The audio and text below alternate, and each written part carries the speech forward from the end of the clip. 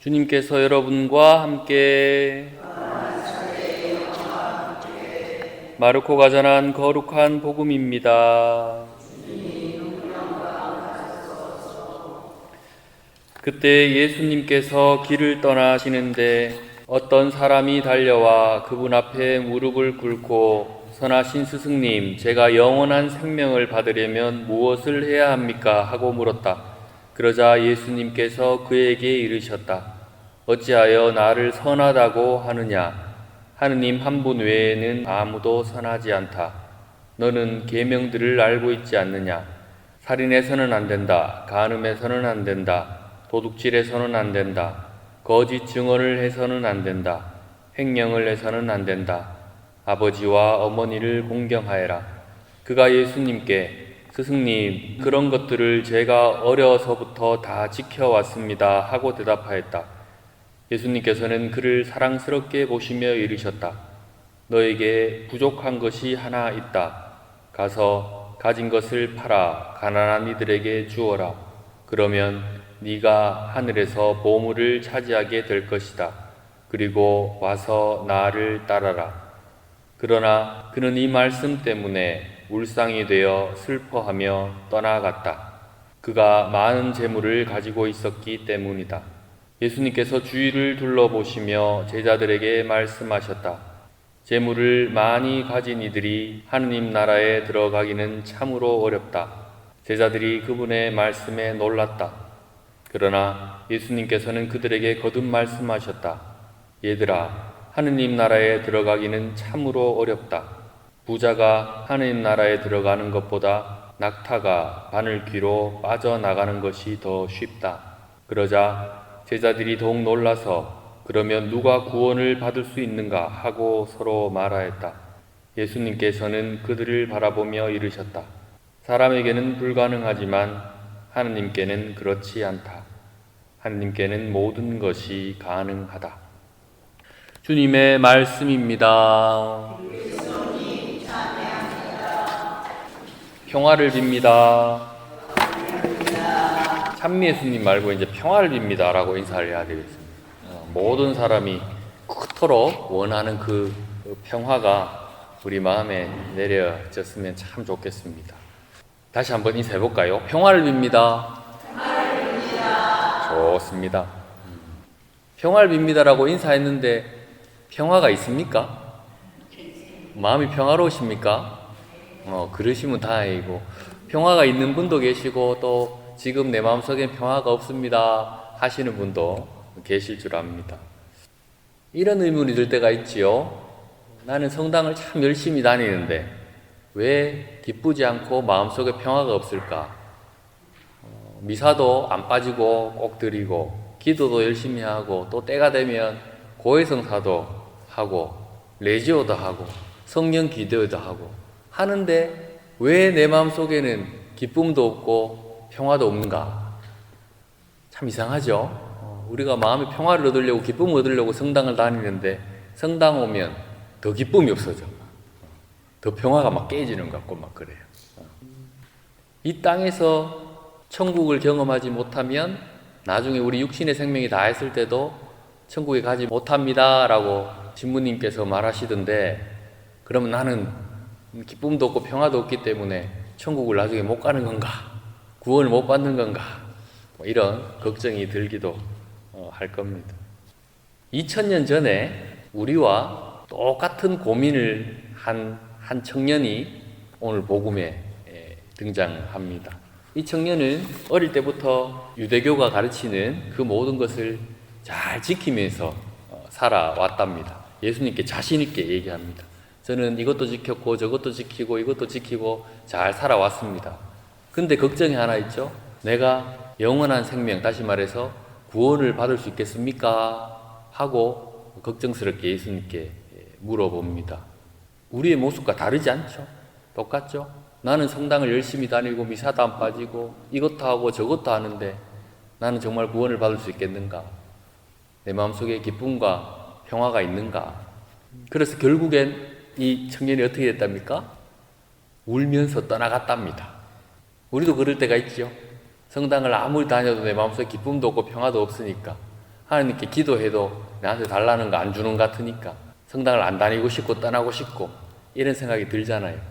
최소한 여기 나오신 분들은 이 부자 청년보다는 낫습니다. 왜냐하면 울면서 안 떠났기 때문에, 아직까지 여기 남아 계시기 때문에 그렇습니다.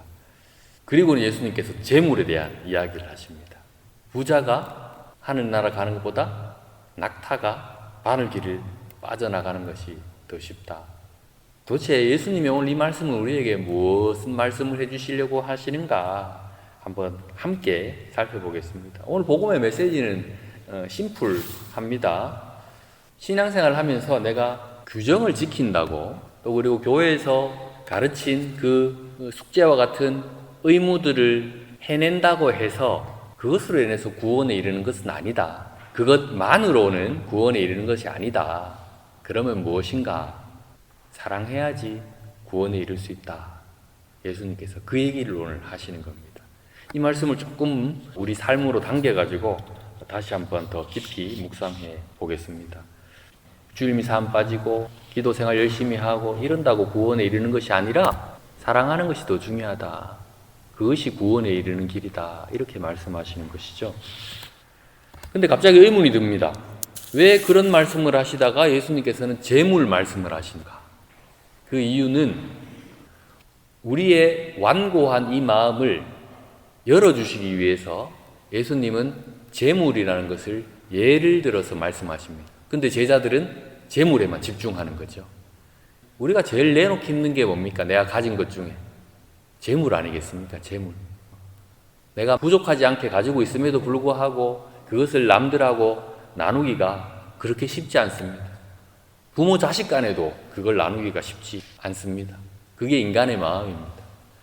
오늘 예수님께서는 재물로 대표되는 우리의 그 나누기를 힘들어하는 그 완고한 마음, 그 마음에 대해서 이야기하시는 중입니다. 다시 말해서 사랑의 나눔이 없기 때문에 천국에 이를 수 없고 지금 네 마음에 기쁨과 평화가 없는 것이다. 이렇게 말씀하시는 것 같습니다. 내가 성당을 다닌다는 이유 하나만으로 마음의 평화나 기쁨이 일어나는 것이 아니다. 그리고 율법을 지키는 것만으로 구원을 받는 것은 아니다. 라고 말씀을 수도 없이 드렸습니다. 그리고 그 결론은 언제나 사랑이었죠. 사랑 어렵습니다. 너무너무 어려운 거죠. 왜 그렇게 어려운가? 사랑은 나 혼자 내 힘으로 하기에는 너무너무 벅찬 것입니다. 왜? 사람들은 누구나 다 자기중심적이고 이기적이기 때문입니다. 마더 데레사의 말씀처럼. 요즘 사랑에 대해서 제가 이야기할 때 이런 말씀을 자주 드립니다. 사랑 너무 거창하게 생각하지 마십시오. 미워하지 않으려고 노력하는 것만으로도 사랑하는 겁니다. 이렇게 말씀드립니다. 내하고 관계가 틀어진 사람이 있다면 예전처럼 다시 가서 손을 꼭 붙잡고 화해를 하고 하하호호 지내고 하는 것이 그 사람을 사랑하는 것이다 라고 우리가 생각하고 또 기대하지만 그렇게 되지 못하는 경우가 태반이죠. 내가 그런 용기를 내지 못할 뿐만 아니라 나를 그 사람에게 내어놓기가 쉽지 않습니다. 저 역시도 마찬가지입니다. 내 사랑은 내가 기대하는 만큼 크지 않다. 근데 나는 이만큼 사랑해야 돼 하고 나 스스로 기대하고 기준을 딱 정해놓고 이까지 못 가기 때문에 막 슬프고 아프고 그런 것 같습니다. 이까지 두지 말고 그냥 내 할 수 있는 것까지만 한번 해보자는 거죠. 그 첫 번째 시작이 무엇이냐? 내 마음속에 미워하는 마음을 없애려는 노력입니다. 그것만 해도 훌륭한 겁니다. 그것만도 얼마나 어려운 건데요. 불쑥불쑥 올라오는 그 미움, 분노, 복수심 이런 것들을 감당하기도 얼마나 힘든데 어떻게 사랑까지 나갈 수 있겠습니까? 그까지만 해도 훌륭한 겁니다. 그러면 미워하지 않는 마음만 가지면 끝나는 것인가? 요번에 피정 들어갔을 때 아주 좋은 질문을 하나 받았습니다. 신부님, 미워하지 않는 것만으로 사랑하는 거라고 하는데 그것으로 끝나면 너무 이기적인 거 아닙니까? 서로가 상처를 주고받았는데 나만 마음 편하고 미워하지 않으니까 나는 괜찮아 하면 그건 너무 이기적인 마음 아닙니까? 네, 맞습니다. 이기적인 마음 맞습니다. 하지만 우리가 자기중심적이고 이기적이라는 걸 인정하고 거기서부터라도 출발해 보자는 거죠. 거기서부터 출발 안 하면서 계속 걱정만 하고 더 한 발짝도 앞으로 못 나갑니다. 미워하지 않으려고 노력하는 것만으로도 사랑하는 것이다 라고 말씀드렸는데 그걸로 끝나는가? 아닙니다. 그런 노력에 대해서 하나님께서는 우리에게 또 다른 선물을 주십니다. 내 마음속에 미움이 그치게 되면 그때부터 기적이 일어나는 것을 체험합니다. 제가 겪지 못한 것, 경험하지 못한 하느님을 또 제가 신앙생활 중에 경험하지 못한 것을 여러분들에게 말씀드리면 저는 거짓말쟁이겠죠. 하지만 제가 경험한 걸 말씀드리자면 그렇습니다. 내가 누군가에 대한 미움이 있을 때 미워하지 않으려고 노력하는 것만으로도 내 삶에 엄청난 큰 변화가 일어남을 체험합니다. 요즘도 그 체험 속에 머물러 있는 상태이기도 합니다. 어떤 변화이냐 하면 내 마음속에 미움을 걷어내는 순간 그 사람이 보이기 시작합니다. 그리고 그 사람에 대한 마음이 조금씩 변합니다. 내가 저 사람을 미워한 만큼, 잠 못 든 밤이 많은 만큼, 내가 분노한 만큼, 그 힘든 시간을 보낸 만큼이나 저 사람도 힘들었겠구나. 저 사람도 세상을 살아간다고 얼마나 힘든데 이런 것 가지고 서로 또 아프게 해야 되는가. 이런 생각이 들기 시작합니다. 이걸 우리는 뭐라고 부릅니까? 연민의 마음이라고 부릅니다. 미워하지 않으려고 내 마음속에 미움을 걷어내려고 노력하면 그 사람이 보이기 시작하고 그리고 그 사람 삶에 대한 연민이 생기기 시작합니다. 벌써 그런 걸 경험하신 분들도 계시겠죠. 저는 이것이 바로 우리 삶에 하느님께서 개입하시는 거라고 생각합니다. 왜? 참 너무 신기하게도 내 마음 속에 있는 그 미움, 다시 말해서 내 마음 속에 있는 그 어둠을 걷어내려고 노력하는 순간 그때부터는 내 마음 속에 누가 들어오시는가? 하느님이란 분이 들어오신다는 거죠. 어둠과 빛은 같이 있을 수 없다. 제가 몇 번 말씀드렸죠. 공존할 수 없습니다. 제 마음속에 미움이라는 그 어둠을 걷어내는 순간 하느님이라는 빛이 오실 공간이 마련되는 겁니다. 그러면 그때부터 미워하지 않으려는 그 노력이 사랑으로 점점 바뀌기 시작합니다. 그 시작은 바로 연민이라는 것입니다. 요즘 이런 경험들을 수없이 많이 하게 됩니다. 그리고 언제 또 원래대로 돌아갈지는 모르겠지만 요즘 한없이 기쁘고 평화 속에서 머무르고 있는 제 자신을 발견합니다. 사랑하기 힘듭니다. 하지만 그 높은 기준을 세워놓고 내가 거기에 이르려고 노력하는 것보다 작은 것부터 내 마음속에 있는 미움부터 몰아내려고 의지적으로라도 한번 노력해 봅시다. 그러면 내 마음의 그 노력에 하느님께서 당신의 빛을 비춰주실 겁니다. 그리고 미워하지 않는 것을 넘어서서 그 사람을 사랑할 수 있는 마음까지 심어 주십니다.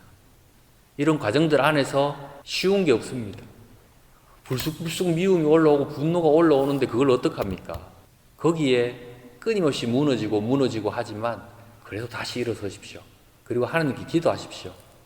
저 사람 안 미워할 수 있는 마음을 저에게 주십시오. 제 뜻대로는 안 됩니다. 제 힘만으로는 안 됩니다. 하나님께 고백하십시오. 저 사람이 너무 밉습니다. 하지만 제 마음속에 미움을 몰아내 주십시오. 라고 기도하십시오. 그러고 난 뒤에 그 미움을 한번 내 마음속에서 내 영혼 속에서 몰아내려는 한번 노력을 한번 해보십시오. 그러면 신앙생활이 지금보다는 조금 더 기뻐지실 겁니다. 그리고 지금보다는 조금 더 평화 속에서 사실 겁니다. 또 미사 시간 다 됐구나 하고 미사 가야지 막 의무적으로 오는 것 너무 힘들잖아요. 하나님을 만난다는 게 내한테 기쁨이 되고 평화가 돼야 되잖아요. 그러려면 그에 따른 나의 노력도 필요한 것 같습니다. 나의 마음속에 있는 미움을 몰아내려고 하는 그 노력, 그것은 우리가 해야 됩니다. 그러면 우리가 그토록 애타게 바라는 신앙의 기쁨, 신앙이 주는 그 평화 안에서 머무를 수 있을 겁니다.